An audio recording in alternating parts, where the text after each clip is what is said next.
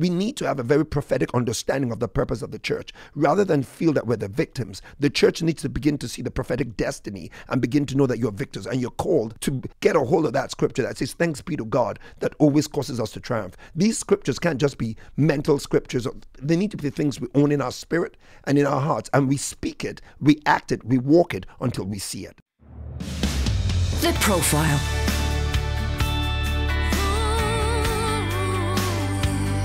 You're listening to Premier Christian Radio. Where faith comes to life. Hello and welcome to The Profile here on Premier Christian Radio with me, Sam Hales. This is the show where we delve into a person's life, faith and testimony, and it's brought to you in association with the magazine that I edit. That's Premier Christianity Magazine. For a free sample copy, head to premierchristianity.com/free sample. Type your address in and we will send you a free copy of the latest issue. But today, right here on The Profile, I'm delighted to say I'm speaking to Nims Obunge. Nims is an independent candidate for the 2020 London mayoral election coming up on May 7th. He's also the senior pastor of Freedom's Ark Church and CEO of the Peace Alliance. The Peace Alliance was founded in 2001 as a local initiative in Haringey to tackle knife crime. Today, the Peace Alliance works nationally with the Home Office and the Metropolitan Police, advising on key policy issues. The Peace Alliance has received endorsements from key politicians and former Prime Ministers, including Tony Blair and Theresa May. Having previously resisted going into politics, Nims has now announced his candidacy for London Mayor. Nims, welcome to the show. Hey, great to be here, Sam. So tell me, what was it that has pushed you into politics? After some reluctance, you are now standing to be London Mayor. Why is that? I think the same reason I started the Peace Alliance is the same reason I find the need to go into politics. And it's really about people's lives and the issue about how our society has been affected by the violence on our streets, the issues of socio-economic deprivation, poverty of aspiration, opportunities, and how I feel that having always made requests of politicians to do politics a bit differently and to be a bit more engineered in trying to produce change in the areas I feel change needs to happen. You just see that not happening. I had meetings with Sadiq Khan, the present mayor, and when I challenged him, having buried a young girl called Tanisha, as to why, how we can work together. And there were several other Christian leaders there. And he pretty much didn't have an answer, but wrote me a message to say, that next time I should kind of talk with his staff. And I'm thinking what we need right now is somebody who genuinely rolls up their sleeves, gets in with the issues that impact the society, impact wider communities, and just bring a bridge rather than a wall. So you felt like Sadiq Khan wasn't making enough progress on that issue, and so you're now challenging him, and you would rather be London Mayor than him? Without a doubt. And in one sense, I think the moment of partisan politics we need to kind of skew that away. Here, instead of, I think, the bricks that build walls, let's use those bricks to build bridges. So London is a very interesting city.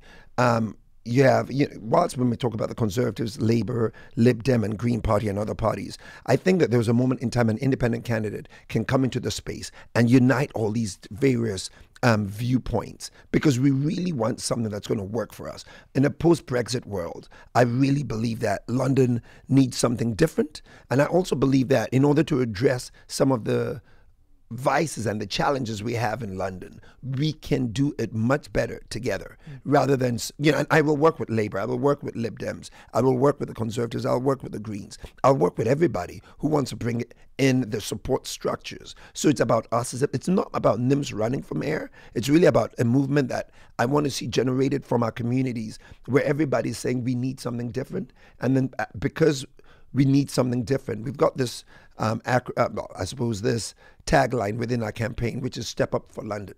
And we're saying to everybody, let's all step up together and let's look at what each person brings to create solutions. We'll talk loads more about your different policies and what you're hoping to achieve a little bit later on. But first, here on the show, we always like to go back to a person's early life and hear what was life like growing up. So tell me, where were you and what was your family background like? Well, that's an interesting one. So I was born here in London. I was born in St. Mary Abbott's Hospital that no longer exists. At the time, I was said to be one of the fattest babies in the hospital, but we'll pass on that. And I think maybe that's why the hospital shut down, but anyhow. So yeah, I was at St. Mary Abbott's Hospital, and I was Christian at St. Mary Abbott's Church on Kensington, which is still there. I went there to just kind of, moments of nostalgia, just remembering some of my childhood. My father was a Nigerian diplomat, and so we traveled around the world.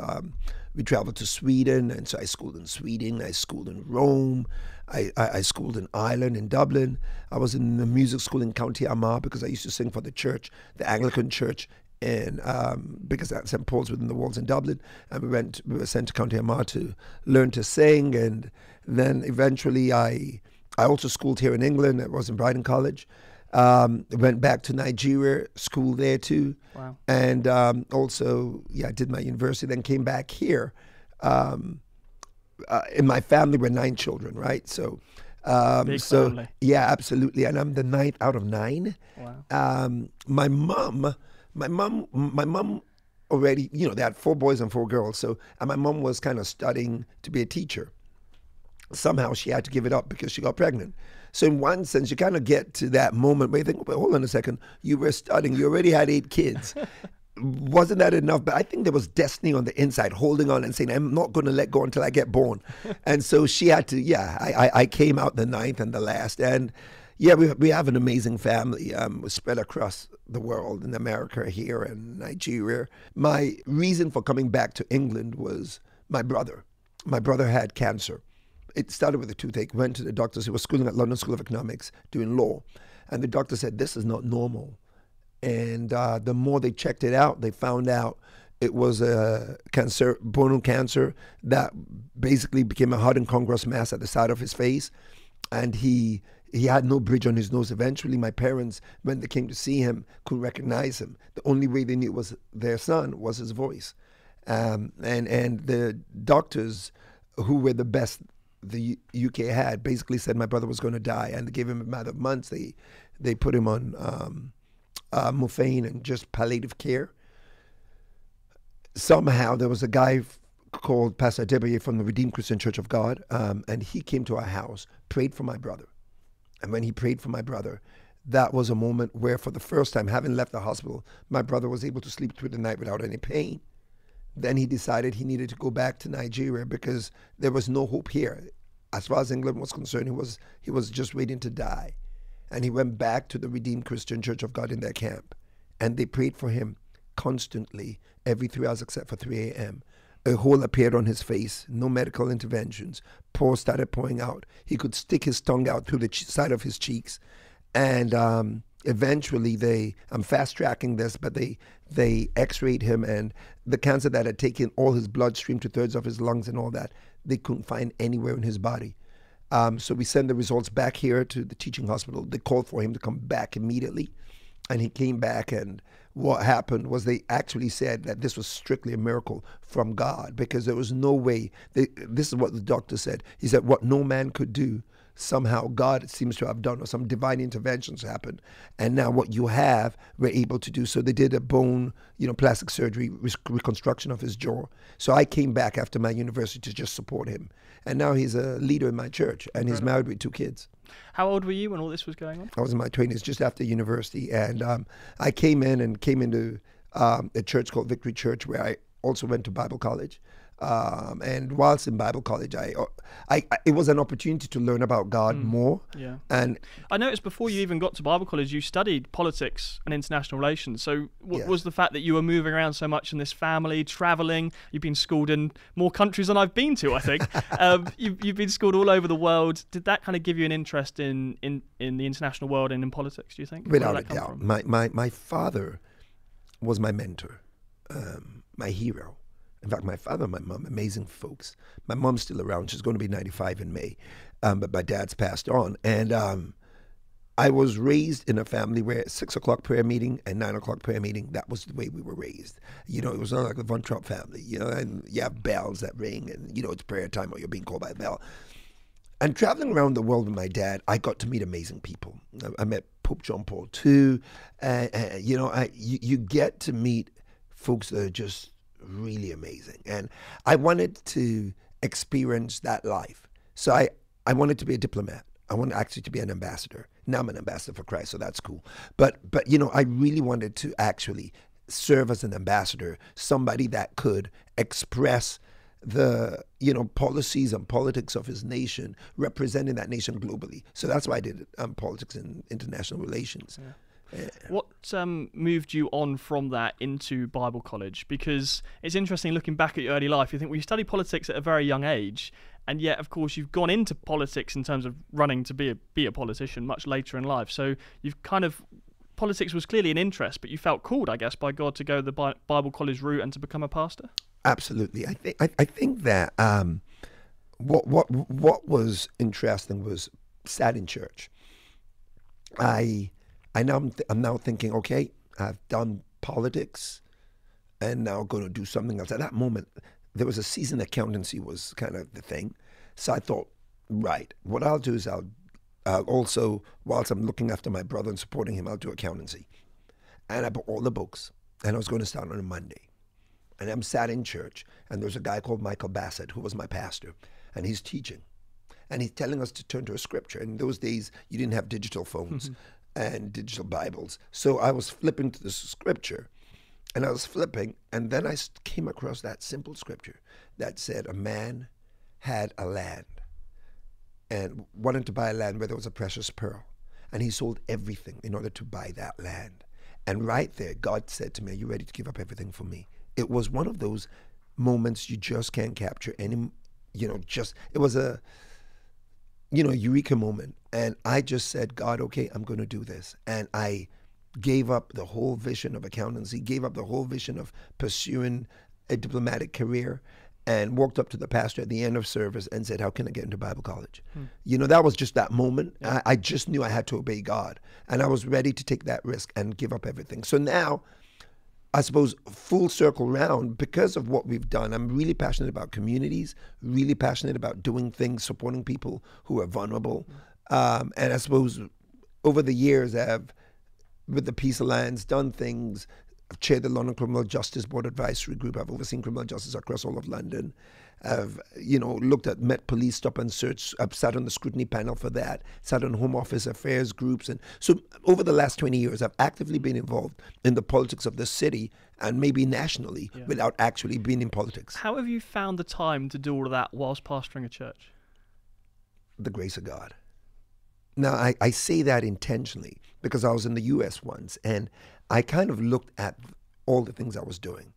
And I just was, I was like, God, how am I doing this?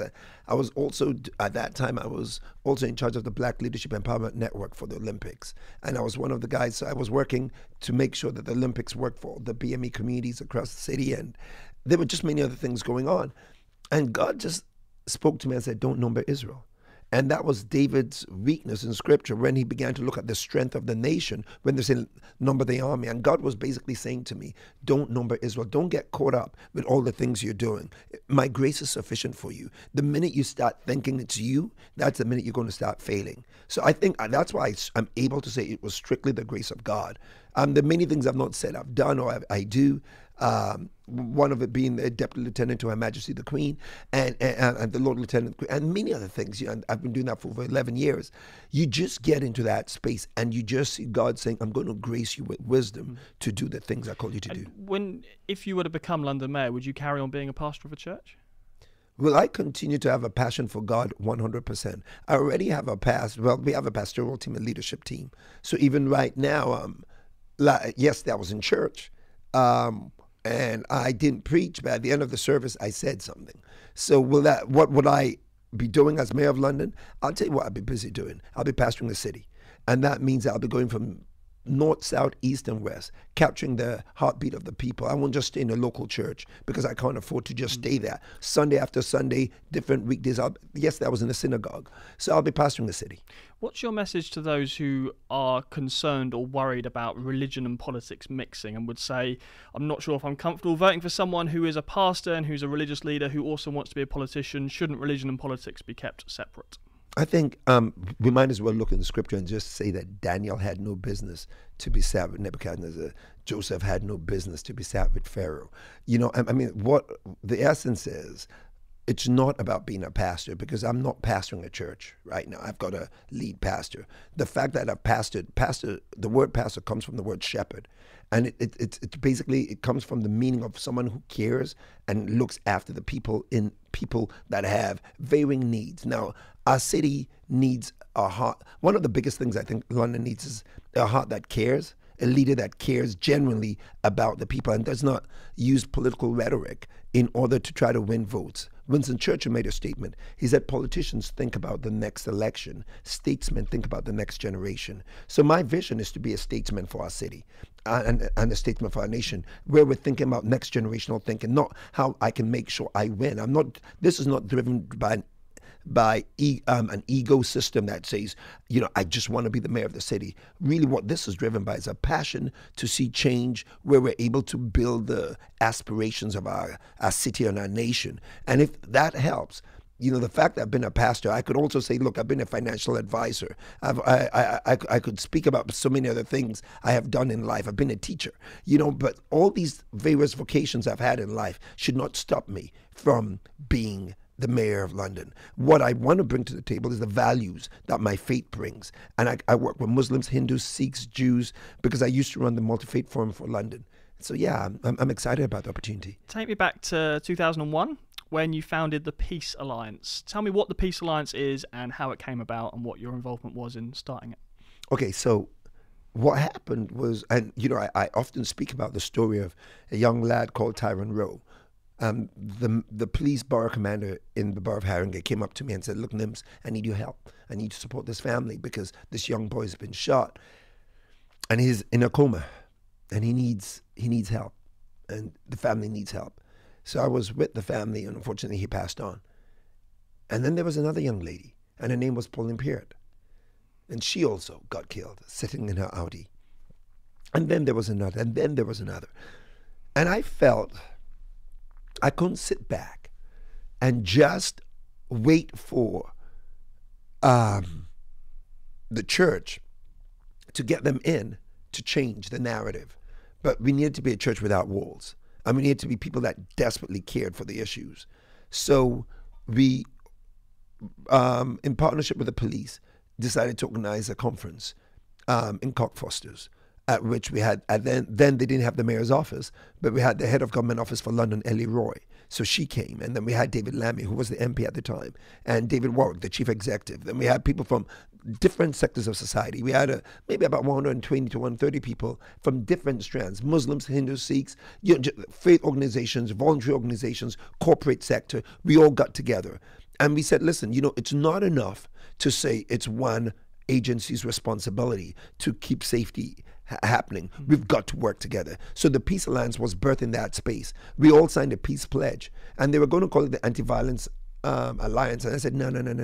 It's not an anti. We need to be more positive and affirmative of it. So I called it the Peace Alliance, and I was commissioned to just run off with it and lead the alliance of people working together. Is there anything you can point to, I guess, quite practically since that time that you feel like have been real victories for you as the Peace Alliance, things that have happened as a direct result of your work in this area? Because I think as people look at the general landscape of London, and we'll come on to talk about this later, but knife crime is such a huge issue, actually not just for London but for the country right now. So some people would say, well, this sounds great, getting politicians in a room and talking and saying we want to change things, but has it actually worked? Can you point to things you think have changed because of your work? Without a doubt. I remember having a letter that we got from the police, and it said that when we were organizing the London, we started something called the London Week of Peace, and we started running projects in schools. Now this is from 20 years ago, and what the police did was they did the statistics of the waves of crime, and they noticed that whenever our initiatives were driven across in the schools and communities, and when there was a sense of community cohesion, crime went down. So I have a letter to the effect that said, as a result of what you're doing, Nims, the violent crime has gone down. Now let me say this. In the last year, we've had a massive spike around knife crime. Let's not forget that this has not been the case for perpetuity. There have been moments where we've had, it used to be gun crime. It was very big. So we created a media toolkit called Untouchable. And that was from the work I did in prisons. I went to young people and asked, why do you carry the knives and guns? And they said, listen, when we held the guns or knives, we felt untouchable. So I began to explore the need for young people to feel untouchable. So we had a program as PSHE program that went into schools, dealing with gun crime, addressing the issues, working with people who've come out of prison. I even had a guy who shot a police officer in the face. Now a black guy who shot this white officer, and he'd spent time in prison. Now he'd come out, and I had them going to schools teaching about forgiveness and reconciliation. Very strong imagery when you have that happening. And people who actually testify to the fact that they made life-changing decisions and no longer follow the pathway within the gang culture. Some of those people I still work with up till today.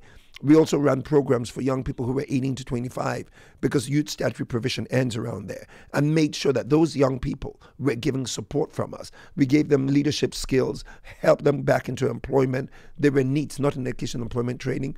We secured a lot of that. Now, obviously, unfortunately, when the funding cuts kicked in, it impacted on us. And when there's no funding, there's only so much more you can do. And then it is the reality. Once you don't invest in something continually, that investment begins to impact on young people. So do you feel like the issues a few years ago around gun crime were kind of dealt with, but now knife crime has since risen up in its place? Is that what's happened? Without a doubt, I wouldn't say it was an exchange for, but we also challenged the government about legislation on guns and because I used to sit on the Home Office roundtable on guns and the Trident Independent Advisory Group, we did a lot of work, not just with government, but also with those who perpetrated the crime. Now, what has happened is young people feel that it's okay as young as 7 to carry a knife into schools. There's a piece of work there that needs to be done, which does not only sit with government, but government needs to lead the charge, but it sits with families.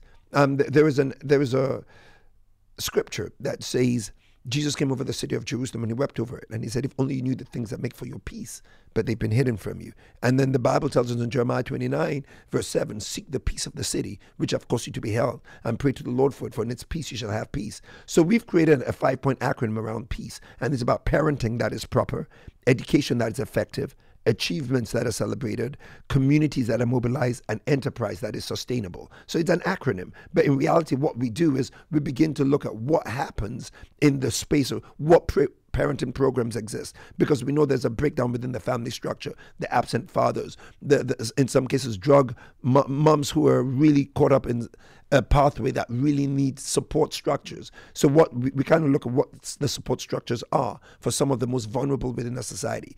I'm not saying, within the community voluntary organization, there's only so much you can do. But within government, there's so much more you can do. And that's what I'm doing. How do you feel when people in the media or even politicians try and suggest that knife crime is in some way linked to race? So they will say, if you look at knife crime, it's coming from predominantly black and minority ethnic communities. How do you feel when people try and make that link between race and crime? I forgive ignorance.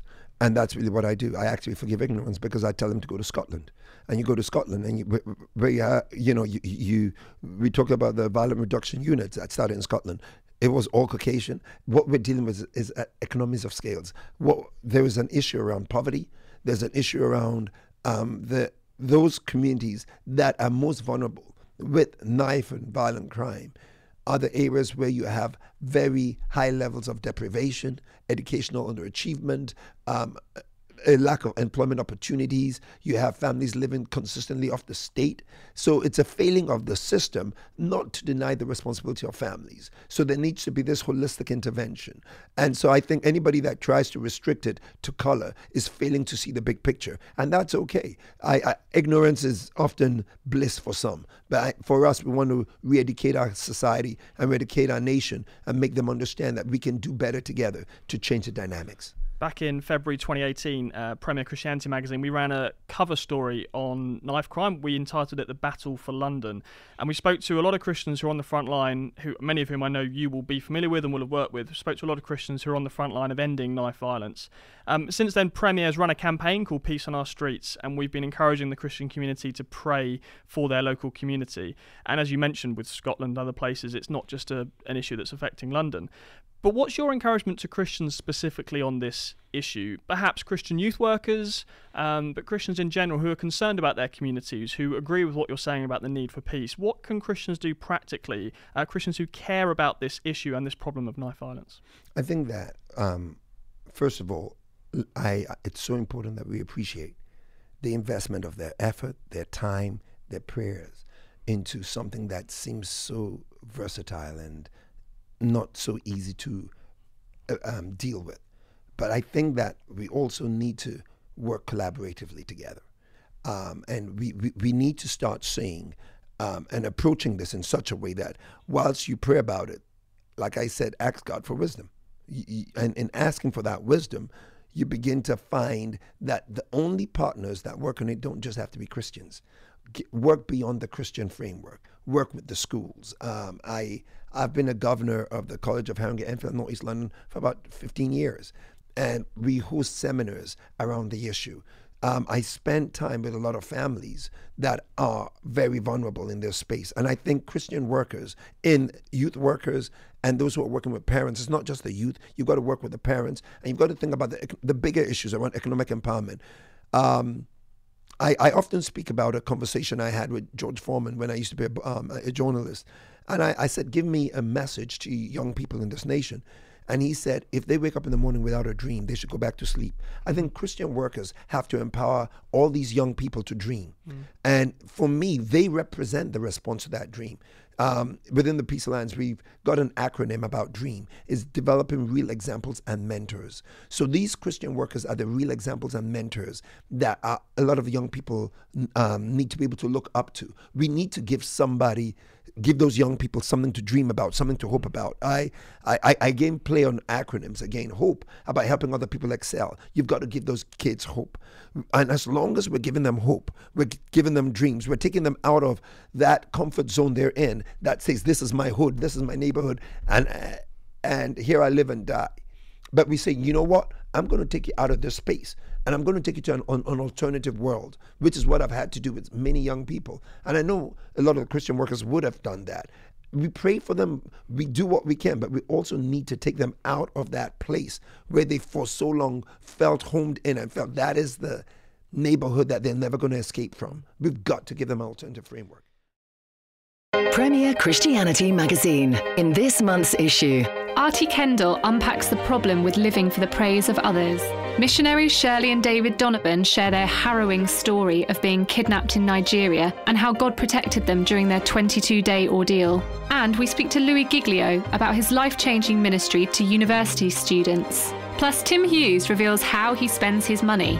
for your free copy, visit premierchristianity.com/free sample. On your website, it says that you've provided employment opportunities for those who've experienced the stigma of having custodial sentences, and you've watched them make significant life changes. I'd love to hear some of the stories of people who were in prison. We hear this a lot about people coming out of prison, find it very difficult to then make a start in life.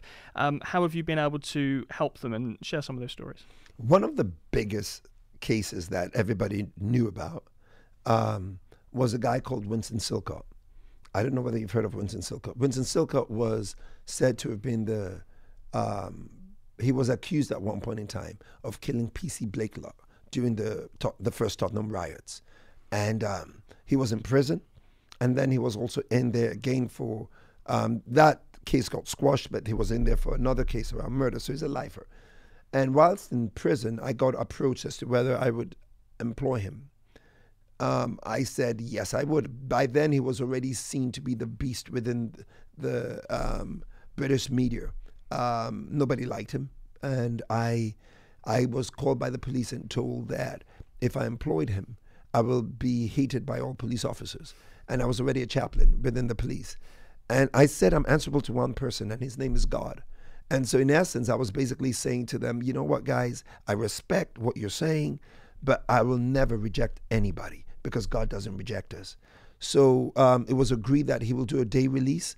And so he was in prison for life. It was a lifer. Yeah. So with lifers, you're there for perpetuity, except, the parole board decides to release. So it was a day release to come. It was work a day for you. release. So we had a day release, came to work with us, and went back to prison. And then eventually he was released from prison. even though he was lifer. So basically with lifers, it means that if anything ever happens that can catch you on anything, you're going back in. There's no conversation around it. And he worked with us, and for about 6-7 years, and I made him a manager, and he began to manage other young people who came out of prison.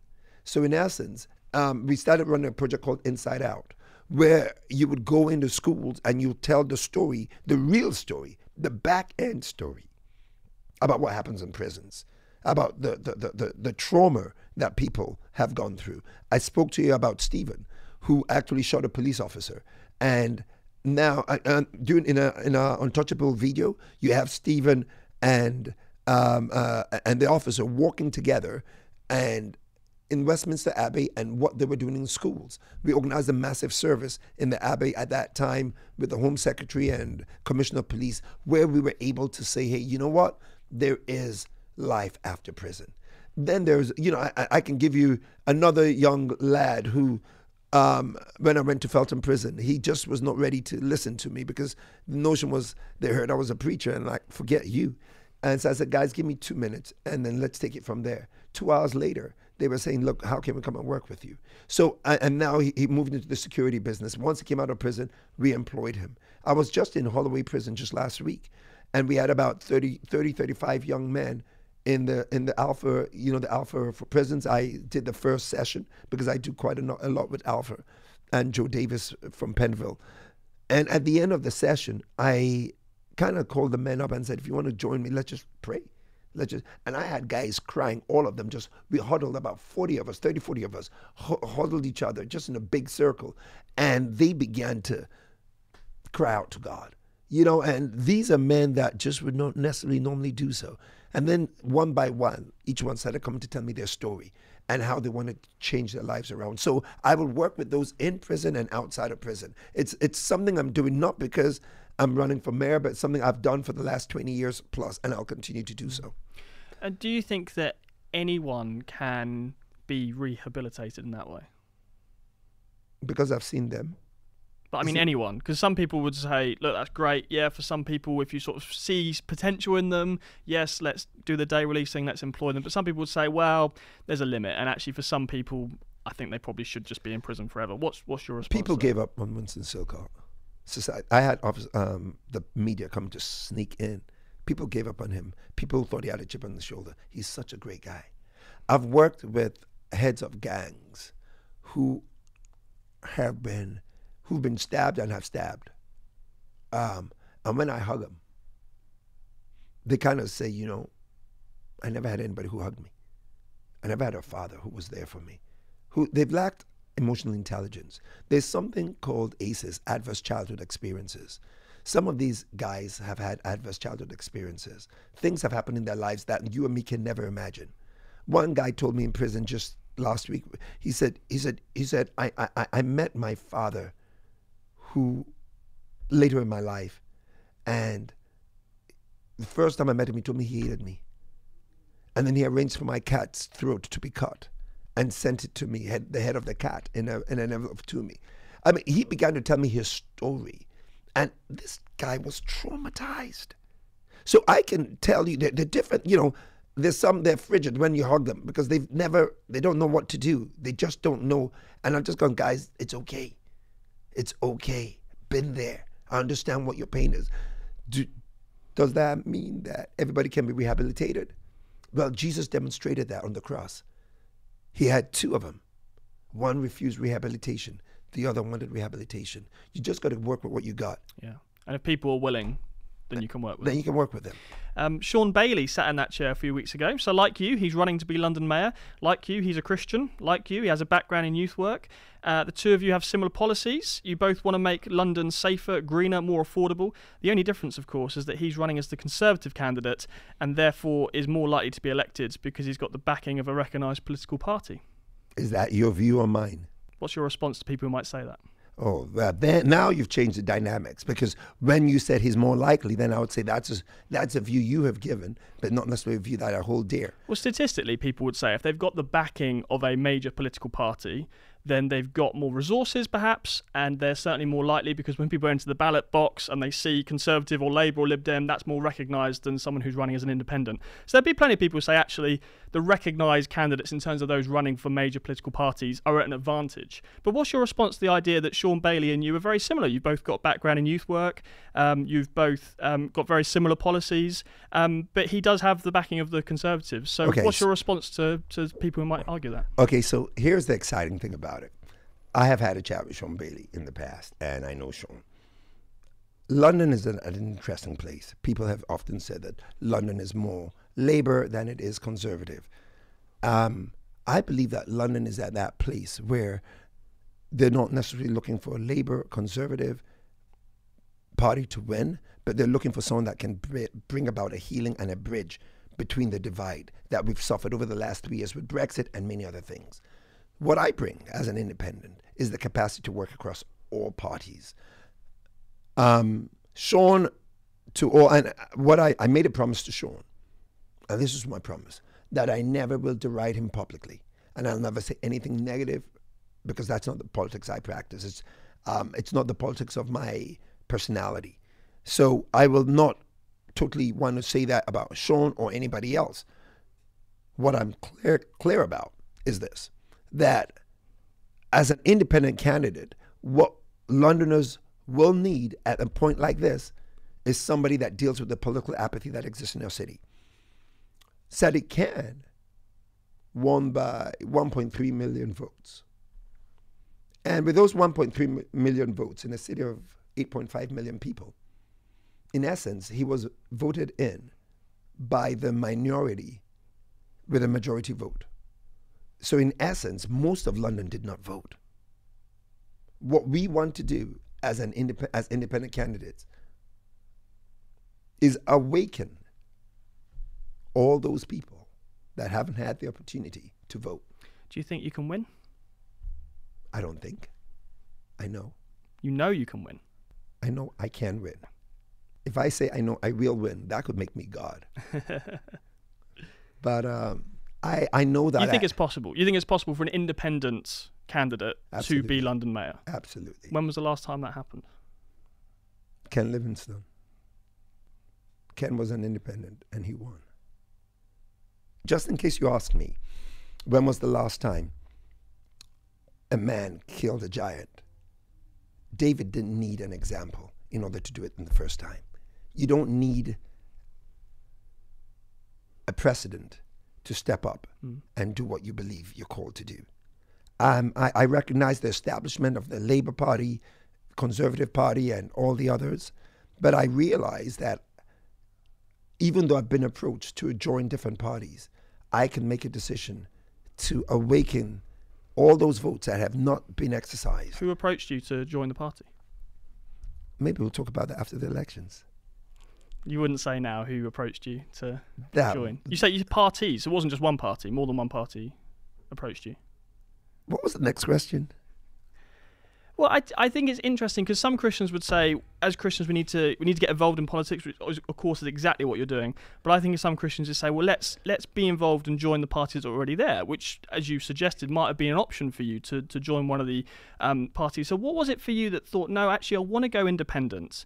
Is it just that you think people are a bit tired of the same old party politics and there's a desire for something fresh and new and not like the old establishment parties, as you called them? Yeah, okay, so in the last 11 years, I alluded to the fact that I've had the privilege of being a Deputy Lieutenant to the Lord Lieutenant for Her Majesty, and the Queen is apolitical. And with the Peace Alliance and the London Leadership Peace Awards, which we set up across all of London, where we'd have, in essence, over 500 activities with thousands of people involved, or we'll celebrate the best and the brightest of people who are making a difference in the city.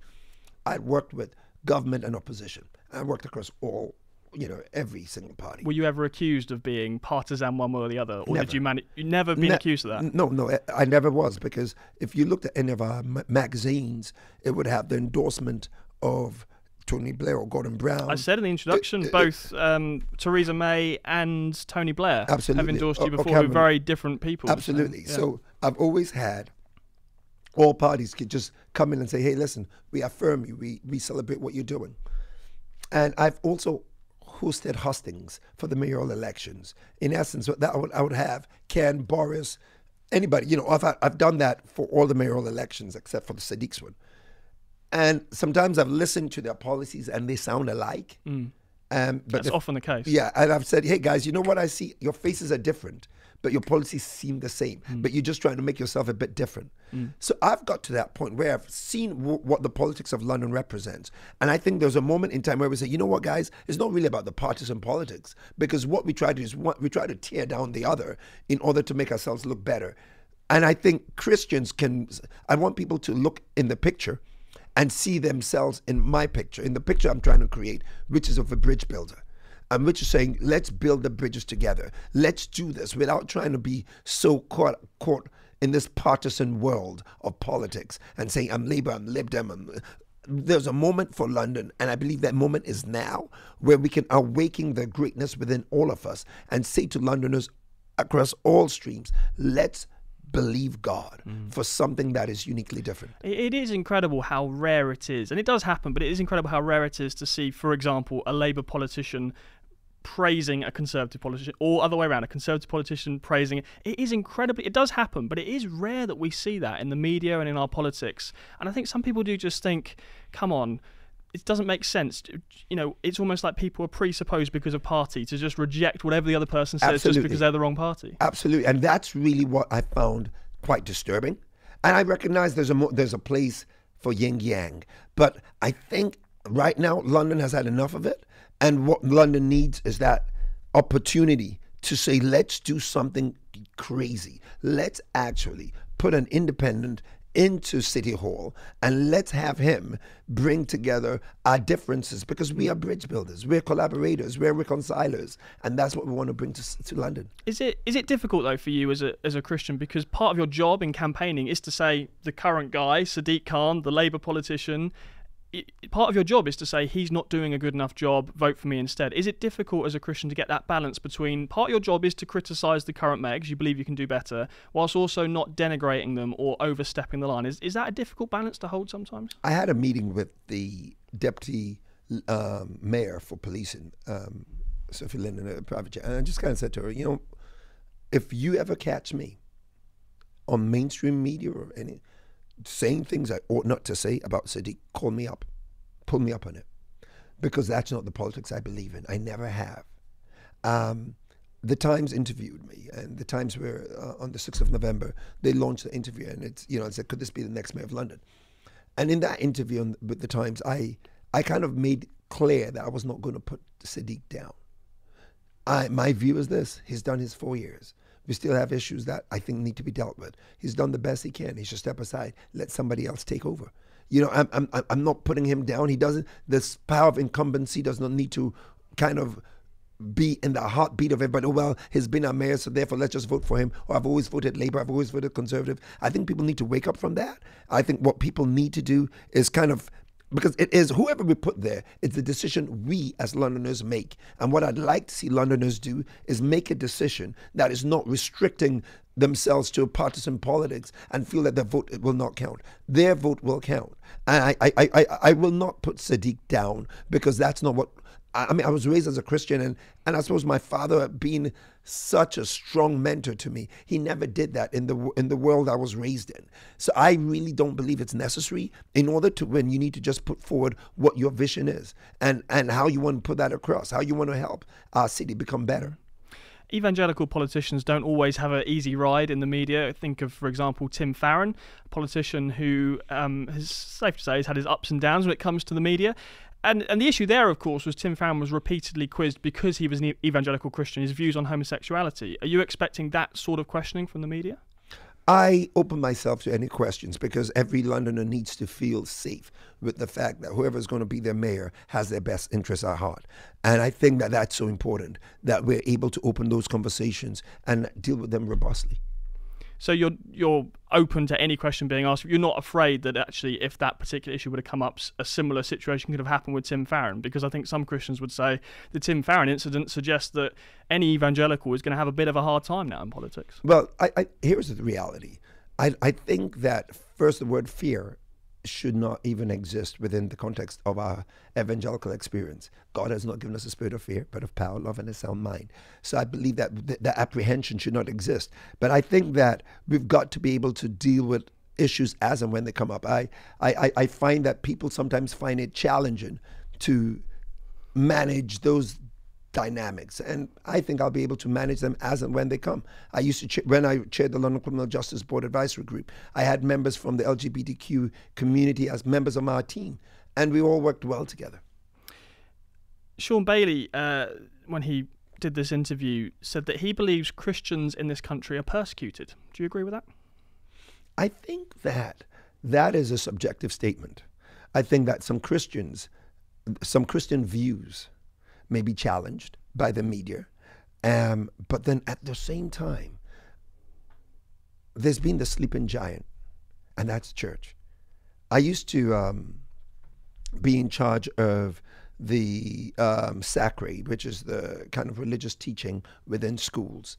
I used to be involved in that, leading that within a borough and getting involved. I spoke at the national conference. And the Muslims were saying they have a challenge with the Christians because the Christians are just too quiet about their faith, and they need us to step up and be more affirmative about our faith. I think both evangelical Christians and other Christians, we need to be much stronger with what we believe and not feel that, oh, because we're persecuted. It's easy to say we're persecuted, and so forgive me, I don't mean this intentionally as Sean, but use this as a political line. The fact is there's religious liberty here, and we can share our faith in many ways like many other nations cannot, and people are coming to faith. I see throngs of people still coming to faith. People still have the opportunity to believe in Jesus Christ. Does that mean that some of our views will be challenged? Rightly so, just like they did with Jesus, and they did with Paul. That the whole notion of our faith will have to be challenged. We knew that that was what the scripture taught us, that our faith will be challenged. So the fact that a secular world challenges our faith does not mean we're being persecuted per se. So just hypothetically, if the media were to go after you for some of your Christian beliefs, you wouldn't say that's persecution, you just say that's part of living in a democracy, and some people are going to disagree with me, but they're not persecuting me. It's just something I'll handle and it's not a problem. I could accept it as persecution. I could accept it as an opportunity to share my faith.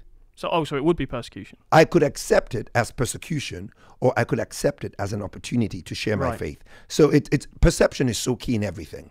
The journey we often find ourselves on, and I have had people challenge and question my faith, but what I've found is when I'm working with secular society and people of other faiths, I kind of say, let's find what's the common denominator. Instead of dealing with our differences, let's build upon not multi-faith worship, but multi-faith work. Let's find out where we can build our unity, rather than me kind of remove myself from the equation and say, I'm just a persecuted person. I know that politically, we need to have more Christians step up into the mainframe of politics. Now, when we say we're being persecuted, then maybe we find where that persecution is coming from. Oh, if it's from the media, where are the Christians in the media? Why don't we find more Christians in politics, more Christians in media, who therefore, as the more we all step up in our various responsibilities, then we'll no longer feel that we're the victim, but we find that we're the victors, because the Bible says something. It says in the last days, in Isaiah chapter 2, verse 1, it says, in the last days, the mountain of the house of the Lord will be exalted above every other mountain. It says all nations will flow to it, and they will say, come, let us go to the house of the Lord, for out of Zion will go forth the law. We need to have a very prophetic understanding of the purpose of the church. Rather than feel that we're the victims, the church needs to begin to see the prophetic destiny and begin to know that you're victors, and you're called to get a hold of that scripture that says, thanks be to God that always causes us to triumph. These scriptures can't just be mental scriptures. They need to be things we own in our spirit and in our hearts. And we speak it, we act it, we walk it until we see it. You were talking before about how you think voters are fed up with looking at the parties and it all just looking the same, and just sort of everyone's sort of saying the same stuff about their policies. So tell me about your policies. What's different about your policies that other candidates are not highlighting? What makes you different? What makes you stand out from the other candidates, some of whom we've already mentioned? Cool. I know that we kind of alluded to 4 key areas. Make London safe, make London affordable, make London electric, and make London prosperous. Those are the 4 key. And those things, others are standing on those platforms, aren't they? Well, maybe not. I've noticed some have. I mean, I'm not going to assume that we may take it from each other. Let me just put it that way.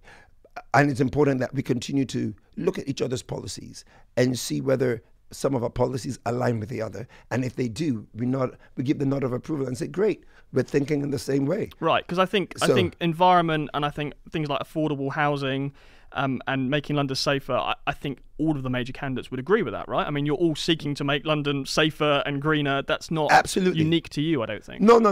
I dare say I would hope not. But what I think that we want to do is the modus operandi. How are you going to make sure you do this? What is the template you have in order to achieve it? It's fine to speak about the rhetoric. It's fine to assume that this is the way, this is the end game. But I think the means to the end and the capacity you have to demonstrate that you've done it before and you can do it again is something that I think that's pivotal. I like no other mayoral candidate. I find it interesting when you're liking Sean and myself to be the same. I'm not. If you looked at, forgive me for saying this quite sincerely, my pedigree and all the things I've done in the last 20-something years, you could never ever say Sean and myself are the same.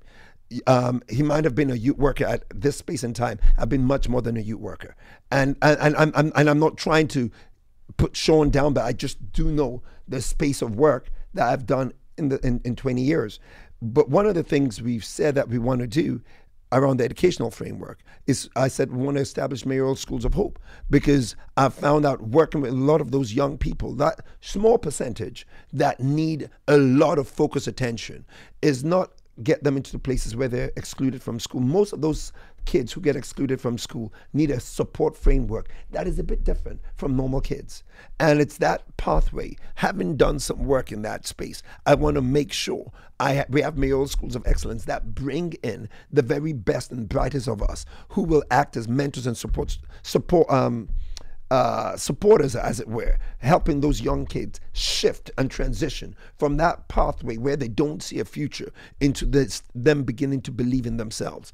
And whilst doing that, working with the parents that are at the very extreme levels of total, they've lost the sense of hope for their own selves and their own future and their communities. So there's that path that I feel, that whole parenting structure, the peace structure I talked about, I think, because we've done work there and we will continue to do work in that space, and we've sat around government tables and advised that these are pathways we think you need to invest in. Yeah. I think our policies and our ways of delivering that will be entirely different from just using the rhetoric of the word make London safe. What's been the best day of your career or ministry, and what's been the worst day? Let's think about the worst for a minute. I want to go with the worst for a minute. The worst day was after Mark Duggan got shot by the police. And then the police called me at home, at the office, and asked me, based on the work I did with young people, whether I had any intelligence on what was going on the streets. And I said to them, whilst I was in the town hall, because our office is in the Tottenham Town Hall, I said to them, you know what? This is not the time for you to be reactive. This is a time for us to be proactive. I said, I'll give you the town hall. Let's call a meeting in now and let's manage this internally. They didn't come back to me, so I sent them an email. Then they invited me for a meeting on a Saturday. I went into that meeting and they told me that some people are planning a march out to Tottenham High Street. And I said, okay, we're going to need to try and get in touch with the family. Has anybody got in touch with the family? Because the family was feeling that nobody had gone to say Mark Duggan had been killed. I said, I need you to make sure you get that done. The police said it's not our responsibility, it's the IPCC. I said, can you make sure the IPCC gets to me that family? I watched, and then I got called to come to the police station by a friend. Mark Duggan's family were standing outside with the children and women. And I watched for 5 hours as this thing began to degenerate into a very unsettling atmosphere. I had to get the women and children out. I saw a police vehicle driving into that space. I told the vehicle to turn back. By then, the vehicles had started burning. And I watched Tottenham burn. Then I watched that city burn, and I watched that nation burn. And I wished that one police officer had the sense to have done what I told them to do. That was a moment in time I'll never forget. And the New Evening Standard did a 2-page spread about that. So yeah, that was the worst season within all the years of working with policing. That was the worst, the London riots. Before we come to the best day, just quickly on that, have you been in those sorts of positions before or since where you've been close to a family who, you know, obviously completely understandably feel massively wronged at the injustice of what has happened to them, and where there has been and again, understandable tendency for them to want to take some kind of revenge or act in a way that would not be peaceful? Have you been in those situations before? And I'd love to know, kind of almost speaking as a pastor, how you counsel people who may or may not be Christians, but some injustice is done to them, and the almost natural tendency is, I want to take revenge. How do you as a pastor counsel someone in the heat of that particular moment? Let's fast forward to the verdict, where everybody listened, and I was in court with the Duggan family, to that moment when everything that was being said seemed to say the police were going to be done. Right, yeah. And even the police said so themselves. And then all of a sudden the verdict comes out and it's contrary. Mark Duggan's mom fainted in my arms. Fainted, literally in my arms. And then there was a staring that was not healthy at all. So I told them to come to the town hall. From the court straight to the town hall. And in that space, I had a very angry mob of members of the community family who were ready to do anything. I had the police on the other line saying, Nims, what's going to happen? How are we going to manage this? And I had to just be with a few others, just that calming effect, and allow that deep expression of anger, hurt, violations in their minds to be managed in that space. There was yet another one where a kid was being chased by the police and he got crushed by a bus and he died. And the police were deeply concerned as to the impact of this, and we had to manage that in our premises. I can go on. There's some very things that never make it into public space. So it's allowing people to process their grief. Absolutely. Verbally. Absolutely. And take the anger out, but never in a way that becomes violent, I suppose. Absolutely. And it's a very difficult time, because you've got to do things that it's just absolutely the grace of God. And yeah. Well, let's move on to the best day. What's been the best day? I think there was a moment in time where because I'm always sometimes away from my family, not all the time, but quite a lot. And my kids I took them to Buckingham Palace, and the Queen awarded me an MBE that day. And it wasn't about me.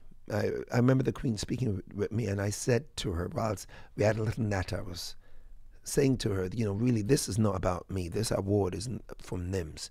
It's for all those individuals, organizations, charities, and offices that we've all worked together to help work towards making our community safe.